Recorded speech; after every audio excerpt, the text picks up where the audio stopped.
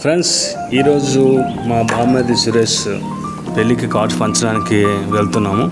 నేను మా అన్నయ్య బయలుదేరాము. వైజాగ్ ఉన్నటువంటి మా చుట్టాలు అందరి ఇళ్ళకి వెళ్ళి వాళ్ళందరికీ కార్డ్స్ ఇచ్చి పెళ్ళికి ఇన్వైట్ చేయాలని బయలుదేరాము.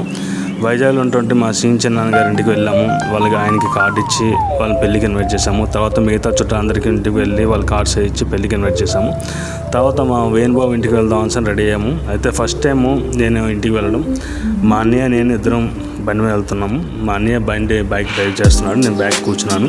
అయితే ఫస్ట్ టైం కాబట్టి ప్లేస్ ఎలా ఉంటుందో నాకు తెలియదు. అయితే కొంచెం లాంగ్ డిస్టెన్స్ అని కూడా మా అన్నయ్య చెప్పాడు. బట్ ఆయన వెళ్దాం అని డిసైడ్ అయ్యాము.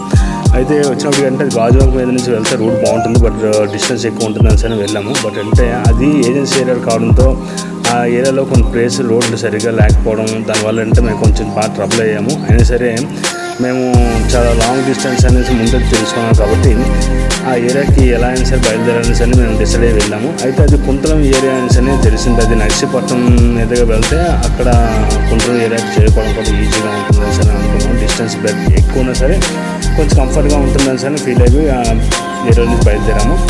అయితే ఏజెన్సీ ఏరియా వచ్చినప్పుడు అంటే మనకి తెలిసిందే, ఆ ఏరియా అనేది వచ్చినప్పుడు అంటే కొంచెం బాగుంటుంది. ప్లస్ ఏంటంటే రూట్ హోల్స్ ల్యాండ్ ఉన్నాయి, అట్మాస్ఫియర్ బాగుంటుంది, చుట్టుపక్కల ఉంటుంది కొండలు, అదేవిధంగా పంట పొలాలు, చూడడానికి ఏరియా పీస్ఫుల్గా ప్రశాంతంగా ఉంటుంది. అయితే ఫస్ట్ ఏంటంటే రోడ్స్ వలన కొంచెం ఇబ్బంది ఉంటుంది తప్ప మిగతా ఏరియా అంతా కూడా వచ్చినప్పటికి కొంచెం ప్రశాంతంగా ఉంది. అయితే ఎట్లయితే ఫైనల్గా మా వేణుబాబు ఇంటికి చేరుకున్నాము. ఇంటికి వెళ్ళి వాళ్ళకి పెళ్లి కట్టించి వేణుబాబుని వాళ్ళ ఫ్యామిలీని అందరినీ పెళ్ళికి ఇన్వైట్ చేశాము. అయితే మా వాళ్ళు కూడా హ్యాపీ ఫీల్ అయ్యారు, వస్తామని చెప్పారు. అయితే తర్వాత మేము వచ్చేది అంటే తిరిగి రిటర్న్ ప్రయాణం అవుదాం అనుకున్నాము. వాళ్ళు ఉండమన్నారు, రెండు భోజనం వెళ్ళమన్నారు. బట్ మాకు ఇంత టైం కుదరదు. ఎందుకంటే రిటర్న్ వెళ్ళేటప్పుడు మళ్ళీ ఇదే లాంగ్ డిస్టెన్స్ కాబట్టి ఎలా ఉంటుందో మనం వెళ్ళేది ఏ టైం అవుతుందో అనే ఉద్దేశంతో మేము బయలుదేరాము. అయితే వాళ్ళు మా వేణుబాబు చెప్పాడు, ఈసారి మీరు ఇలా కాకుండా చిగురుమల మీద వెళ్తే బాగుంటుంది అని. చిగురుమల మీద వెళ్తుంటే బాగుంటుంది, బట్ రూట్ కూడా కొంచెం ఇబ్బందిగా ఉన్నా సరే టైం అనేది తగ్గుతుంది. ఎందుకంటే కిలోమీటర్స్ అనేది మనకి చాలా తగ్గుతుందని చెప్పాడు. సో దాన్ని బట్టి ఆయన చెప్పిన దాని ప్రకారం వెళ్ళాము. అయితే రోడ్స్ అనేవి ఇంకా ఇబ్బందిగా ఉన్నాయి. అయినా సరే ఎట్లా ఒకలాగా మరి మా అన్నయ్య బైక్ అనేది బాగా డ్రైవ్ చేశారు కాబట్టి మేము ఇంకా డైరెక్ట్గా రోడ్ నుంచి వెళ్ళడం జరిగింది.